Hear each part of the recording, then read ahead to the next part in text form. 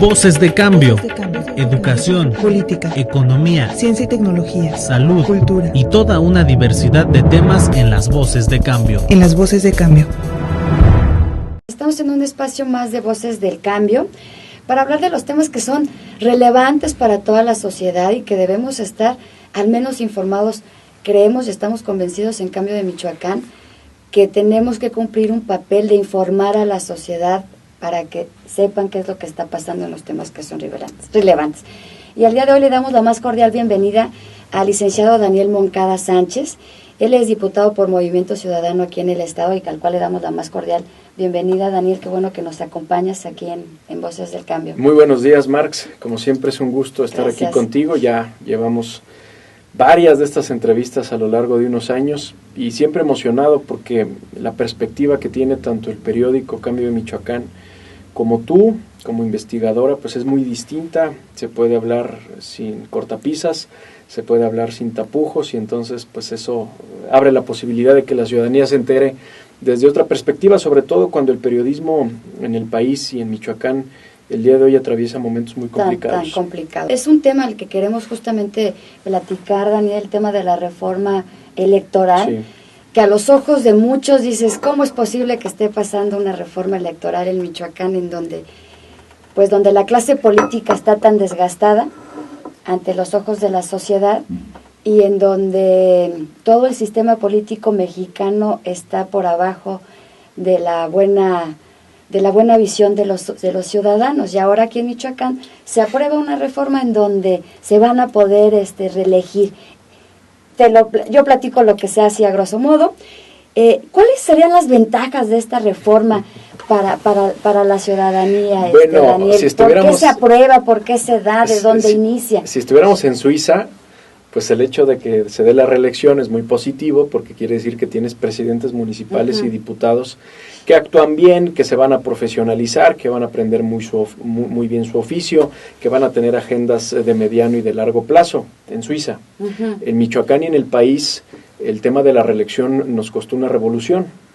Nos costó una revolución que costó más de 1 millón de vidas y durante muchos años crecimos en la idea de sufragio efectivo no reelección. Así fue. Por cierto, todavía algunos papeles que quedan por ahí de algunas instituciones, de algunas dependencias gubernamentales, todavía traen esa leyenda porque mandaron a hacer, me imagino que demás. Entonces, sí, pasamos una revolución para eso, efectivamente. En el 2013-2014 se da a nivel federal una reforma electoral donde lo que se regula es la reelección en todo el país y a las legislaturas de los estados nos mandatan, nos obligan pues a que también hagamos lo propio en lo local. ¿Se tenía que hacer? Sí, Marx, sí se tenía que hacer. Yo nunca estuve de acuerdo, yo y otros 3 compañeros votamos en contra de esta mal llamada reforma electoral y te voy a explicar por qué. Porque yo creo que si teníamos la obligación de establecer la figura de la reelección, órale, está bien. Pero entonces quiere decir que le estás dando un premio a la clase política, que le estás dando una patente de corso para que sigan haciendo lo que se les da su gana. Está bien. Presidentes municipales y diputados, a partir del 2018 vamos a poder durar en nuestro encargo 9 y 12 años respectivamente. Y eso es una vergüenza. Porque si de por sí en este estado y en este país los que gobiernan son los mismos, llevan 30, 40 años, luego ya heredan a sus hijos y luego heredan a sus cuates, o sea, es el mismo grupito que tiene controlada la vida pública en el estado y en el país. Y todavía les das la posibilidad de repetir en el mismo cargo 9 y 12 años respectivamente. Yo les decía, órale, está bien, porque es una obligación federal, no había para dónde hacerse. Pero lo que tenemos que hacer es que si les vamos a dar a los políticos, por un lado, un premio para que se reelijan, ¿dónde está el freno de mano? Claro. Si tú haces un carro, si tú fabricas un carro que llegue más de 200 kilómetros por hora, pero no tiene buenos frenos, pues ¿qué va a pasar? Que te vas a estampar a la primera. Claro, te sigues liso. Es un principio hasta de la física, yo creo. Yo lo que creo y lo que planteaba es que si les das el premio, les tienes que dar el control a la ciudadanía a través de una figura muy importante como es la ratificación o la revocación de mandato. Es decir, que los ciudadanos puedan votar por quienes se reelijan, pero también puedan revocarle el mandato para los que se equivoquen. Que hay muchos que se equivocan, hay muchos alcaldes que cometen errores gravísimos en todo el estado, Y hay muchos diputados que nos equivocamos muy seguido y no hay quien nos castigue. La figura de la revocación de mandato es una figura muy simple. El que pone tiene el derecho de quitar. ¿Esa propuesta de revocación de mandato es un tema que podría pasar en este país? Tiene que pasar, porque tú lo dijiste bien al principio de tu primera pregunta.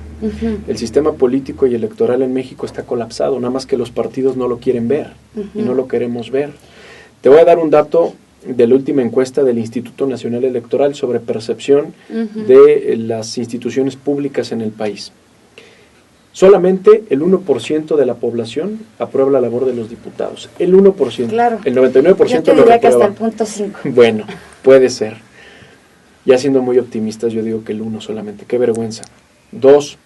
Solamente el 12% de la población aprueba la labor de los partidos políticos. 3. Del 100% del electorado nacional, solamente el 15% participa de manera activa en la vida de partidos. ¿Qué quiere decir esto, Marx? Que los partidos de todos los colores y sabores están quebrados. Entonces, no nos damos cuenta de eso, gobiernan las minorías de las minorías, como ahorita en el Estado de México, que ganó otra vez el PRI, ¿no? Que ha estado por más de 80 años en un gobierno, y ganó pues ahí de manera controvertida. Pero, ¿sabes con cuántos votos ganó? Con menos del 20%. Así es, cuando siempre había tenido diferencias de más del 30-40%. Es brutal lo que está pasando en este país. La democracia de partidos está agotada, está asfixiándose, y si no le metemos figuras de participación ciudadana, esto va a colapsar. Nos queda claro ese tema, pero porque es tan evidente, ¿no? Y justamente casos como esto de la reforma, en el que a pesar de los datos que estás dando, a pesar de la situación en la que estamos con una franca desigualdad, en donde vemos la clase política y los ciudadanos comunes, hay una franca muro trompiano, podríamos llamarle por ahí. Pero pasa. ¿Por qué pasó? Porque los partidos políticos... ¿Por qué se aprueba una reforma? ¿Y cuáles son los argumentos que podríamos nosotros decir como ciudadanos? Bueno, se aprobó, pero tiene esta ventaja. ¿Qué podrías tú Es que no buscar? les puedo engañar. Yo no los puedo engañar. No hay ninguna ventaja. Esta reforma no fue electoral primero. Fue un parche para garantizar la reelección sin ningún control y sin empoderar al ciudadano. 2. Después, a los pocos días, se hizo el cuarto para las 12, otra reforma electoral, el Código de Michoacán, que por cierto, son las reglas del juego para el proceso electoral 2018. 2. Claro. Se hizo un parche solamente para repartirse las pluris. ¿Y quién lo aprobó? Pues muy fácil, PRI, PAN, PRD se pusieron de acuerdo, no hubo debate, no hubo discusión. Yo subí a tribuna no solamente a votar en contra, sino a retarlos para incorporar otras figuras, por ejemplo, no solamente la revocación de mandato, que por ejemplo todos los candidatos en el 2018 tengamos que presentar, quienes aspiremos a un cargo de elección popular, nuestra 3 de 3. No quisieron. Esa fue una propuesta de otro compañero que me parecía muy valiosa, que hubiera debates en las alcaldías, que no los hay. Los candidatos a alcaldes no tienen la obligación de debatir, por ley. Que los candidatos a diputados también tengamos la obligación a debatir, y que en el caso de gobernador, eso sería hasta el 2021, se den por lo menos 3 debates. Por lo menos 3. ¿Qué ocurre en otras democracias más elaboradas, por así decirlo, en otras partes del mundo? Lo que hace la diferencia no es la basura electoral con fotos ahí todas photoshopeadas, yo me puedo poner ojos azules, me puedo poner rubio. Lo que hace la diferencia son los debates. Y en este país y en este estado no hay debates. Y luego todavía mis compañeros diputados ponen que nada más existan 2 debates en el caso de la candidatura a gobernador, prohíben que haya debates en diputaciones locales y alcaldías, y esos 2 debates a gobernador se hacen el último 20 días antes de la jornada electoral. 20 días como para qué. Entonces, y se los dije, condenan a que las elecciones sigan siendo de dádivas, de limosnas, de compra de conciencias, de entrega de basura electoral. Entonces, tinacos. ¿podrías decir que esta reforma electoral fue un acuerdo entre los 3 grandes partidos del poder? Y que ni siquiera son grandes ya. Bueno, entre los 3 partidos tradicionales. Entre los 3 partidos tradicionales para poder ahí hacer sus movimientos políticos. ¿Lo podríamos decir así? Tal cual. ¿Qué sacamos de esto? ¿Qué va a pasar con esta reforma? ¿Va a pasar ¿Qué sigue? ¿Qué vamos a ver? Que los ciudadanos ya de una buena vez, esa es la elección, yo creo de la elección del Estado de México del pasado domingo, dejen de votar por sus verdugos. Ellos los van a seguir traicionando una y otra vez. Y ahí está esta reforma electoral.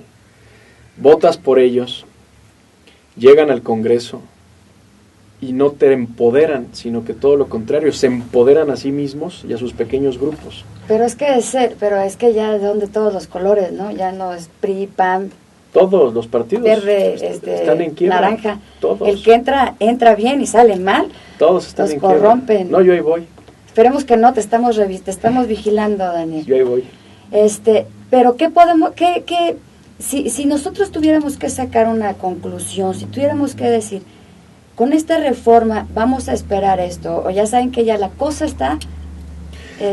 La conclusión, ¿cuál es, Marx? Que es una reforma para los partidos, no para los ciudadanos. Y lo que este país y este Estado necesita es una reforma para los ciudadanos donde se puedan incorporar otras figuras. Por ejemplo, yo presenté una iniciativa de reforma integral a todo el Código Electoral y planteaba una figura que me parece a mí muy interesante y a mi equipo de trabajo.